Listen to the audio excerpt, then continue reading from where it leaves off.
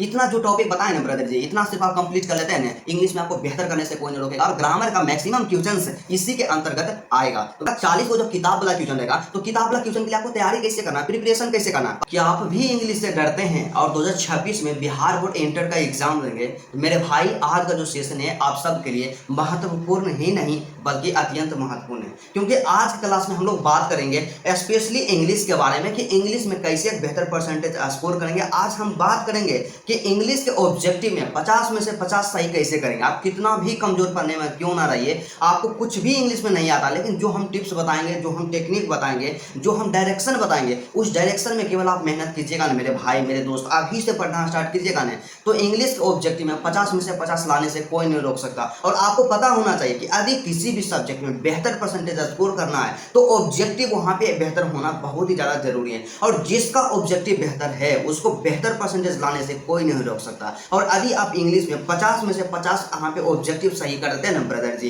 तो आपका 50 अंक का जो सब्जेक्टिव बचा, तो 50 में तो 30 कम से कम लेवे नहीं कीजिएगा, 80 तो ऐसी कम से कम हो गया। लेकिन जो डायरेक्शन बताएंगे उसको आप फॉलो कीजिएगा, एग्जाम में आपको बेहतर परसेंटेज जरूर आएगा। तो चलिए आज क्लास बिना टाइम का इन्वेस्ट किए मेरे दोस्त स्टार्ट करते हैं। उससे पहले मैं बता दूं, मेरा नाम है संतोष और स्वागत है आप सभी का आपका अपना प्यारा सा छोटा सा एजुकेशन प्लेटफॉर्म मां शारदे टीचिंग सेंटर में। मां शारदे टीचिंग सेंटर एक एजुकेशन प्लेटफॉर्म ही नहीं बल्कि हम सब का परिवार है। और आप सब इतना कम समय में इतना ज़्यादा सपोर्ट किए उसके लिए दिल से धन्यवाद। और आप सब के लिए जब तक आपका एग्जाम खत्म नहीं हो जाता है तब तक हम आप सबको हमेशा पढ़ाते रहेंगे, हमेशा VVI यहाँ पे टॉपिक को आपको बताएंगे और कैसे आपको स्टडी करना है, कैसे एक बेहतर परसेंटेज स्कोर करना है, कैसे टॉपर पढ़ता है, तमाम चीज़ों के बारे में आप सबके बीच यहाँ पे चर्चा करते रहेंगे। तो आप भी यदि मेरे चैनल पे नए हैं तो चैनल को सब्सक्राइब कर लीजिए और बन जाइए मेरे परिवार का सदस्य। तो चलिए मेरे दोस्त बात करते हैं कि इंग्लिश, तो इंग्लिश जो आपका है ना ब्रदर जी, जो 2026 में एग्जाम होगा इंग्लिश का,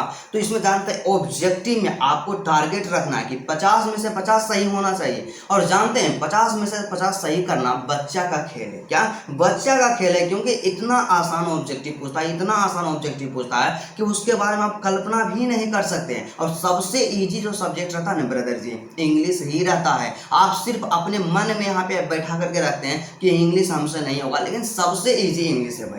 जो टिप्स बताते हैं उसको फॉलो कीजिए ना जी। इंग्लिश में क्या होता है कि दो तरह का क्वेश्चन आपसे पूछा जाएगा। सबसे पहला क्या रहेगा, आपका ग्रामर से रहेगा, और दूसरा जो रहेगा आपका जो बुक रहेगा आपका बुक से रहेगा। तो भाई ग्रामर जानते हैं, सिर्फ हम आपको बताएंगे, कभी आप बेहतर करना चाहते हैं ना ब्रदर जी, तो ग्रामर को आप सिर्फ स्ट्रॉन्ग कीजिएगा। तो ग्रामर से आप लोग 50 में से 50 स्कोर कीजिएगा।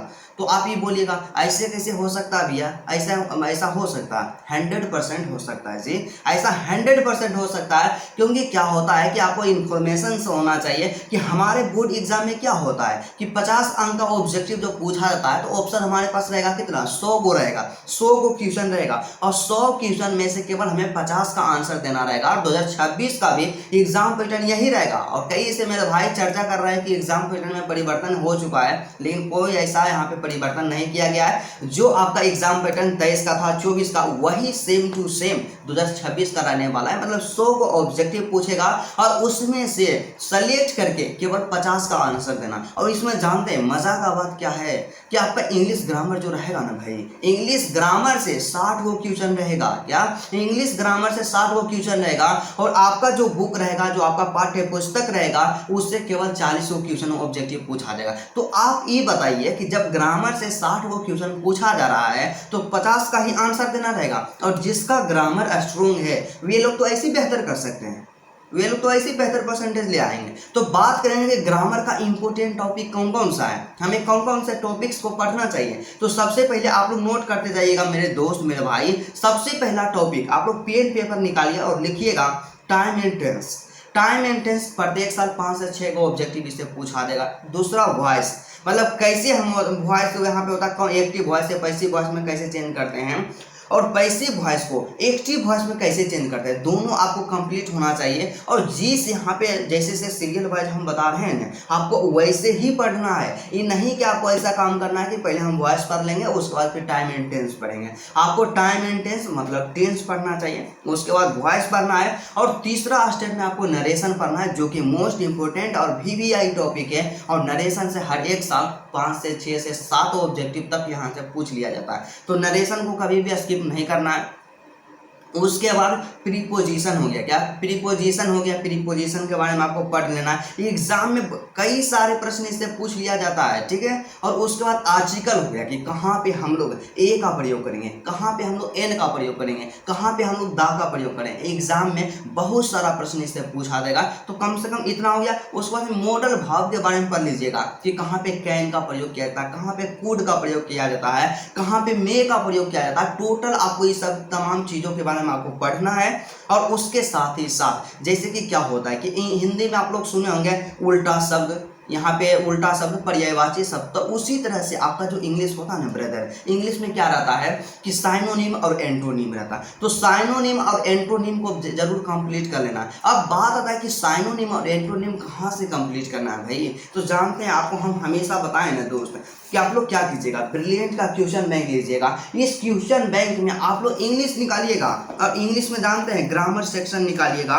और एग्जाम में केवल जितना पूछा गया है ना ब्रदर जी, उतना आप तैयार कर लीजिएगा। एग्जाम में इससे बाहर नहीं आएगा, क्योंकि जो भी पॉपुलर यहाँ पे साइनो एंटो होते हैं रिपीटेड होते रहता था, आपको उतना तैयार कम से कम कर लेना है। तो साइनोनिम एंटोनिम तैयार कर लीजिएगा। उसके बाद क्या होता है कि choose the correct spelled word या करेक्टली स्पेल्ड वर्ड। मतलब क्या होता है कि आपके पास 4 को वर्ड मीनिंग दिया हुआ रहेगा, और जिसमें से क्या रहेगा, 3 को गलत रहेगा, उसका स्पेलिंग में मिस्टेक रहेगा, और एक सही रहेगा। और सही विकल्प को आपको सेलेक्ट करके उसको रंगना होता है। तो इसके लिए भी क्या कीजिएगा, आप जो पूछा गया ना केवल उसका प्रैक्टिस कर लीजिएगा। उसके बाद डिग्री के बारे में पढ़ लीजिएगा। इतना जो टॉपिक बताए ना ब्रदर जी, इतना सिर्फ आप कंप्लीट कर लेते हैं ना, इंग्लिश में आपको बेहतर करने से कोई नहीं रोकेगा। और ग्रामर का मैक्सिमम क्वेश्चंस इसी के अंतर्गत आएगा। तो मेरे दोस्त, आप लोग ग्रामर में इतना टॉपिक को जरूर पढ़ लीजिएगा। और उसके बाद देखिए 60 को क्वेश्चन पूछा गया ना ब्रदर जी, तो 60 को ग्रामर से जब पूछा गया तो 60 में केवल 40 नहीं बना सकते हैं जी, आसानी पूर्वक बना सकते हैं। बिल्कुल 100% बनाइएगा। इतना टॉपिक को आप लोग कंप्लीट कीजिएगा।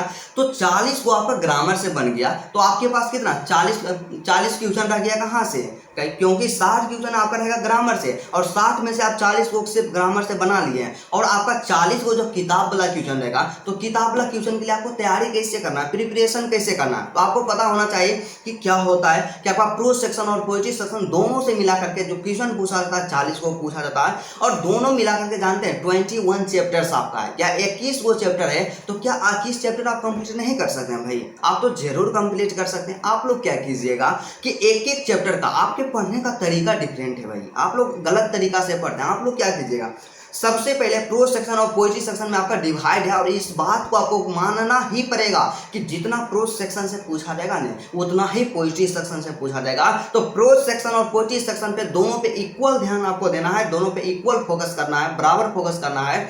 और आपको पढ़ना कैसे कि एक चैप्टर आपका प्रोज सेक्शन से और एक चैप्टर आपका पोएट्री सेक्शन से कंप्लीट करना है, और उसका समरी पढ़ना है। जैसे सर एक्सप्लेनेशन करवाते हैं ना, एक्सप्लेनेशन पढ़ना है। यूट्यूब पे आप लोग चैप्टर का नाम सर्च कीजिएगा ना, A to Z चैप्टर का सॉल्यूशन मिल जाएगा, और एक्सप्लेनेशन जैसे ही आप पढ़िएगा।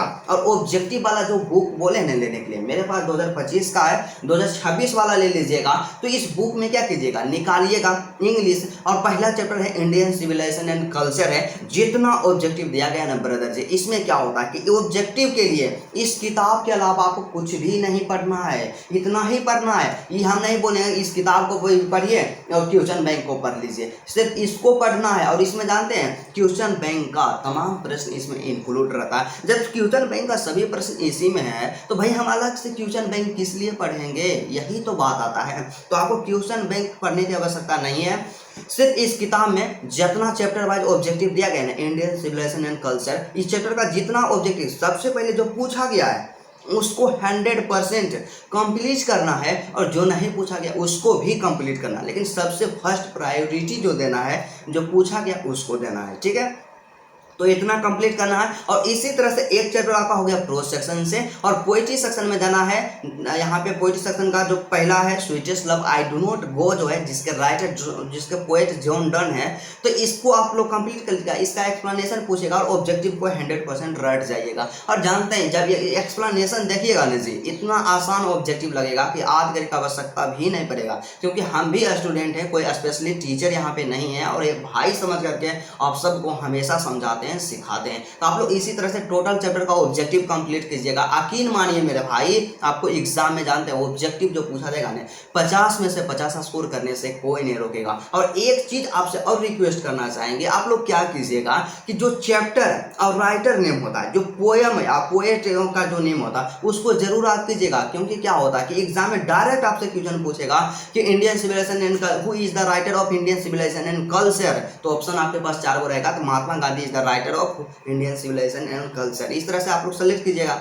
पूछ देगा, मतलब चैप्टर का नाम दे करके आप पूछ देगा इसके राइटर कौन है, तो इसको जरूर आप लोग कंप्लीट कर लीजिएगा। तो चलिए, मुझे उम्मीद ही नहीं मेरे भाई, मेरे दोस्त, मेरी प्यारी बहनें, आप सबसे पूर्ण विश्वास है कि आप लोग 100% समझ गए होंगे। और जिस तरह से हम आपको स्ट्रेटजी यहाँ पे शेयर किए हैं, इस स्ट्रेटजी को आज से ही फॉलो कीजिएगा और कमेंट करके बताइए कि हाँ भैया, आप जो स्ट्रेटजी बताए ना, इसको हम आज से फॉलो करेंगे। आप जो यहाँ पे तमाम बातों के बारे में बताएं, उसको आज से फॉलो करेंगे। और मैं 100% यह विश्वास दिलाता हूँ कि आपको इंग्लिश में 50 में से 50 ला करके दिखाएंगे। आप लोग कमेंट कीजिएगा।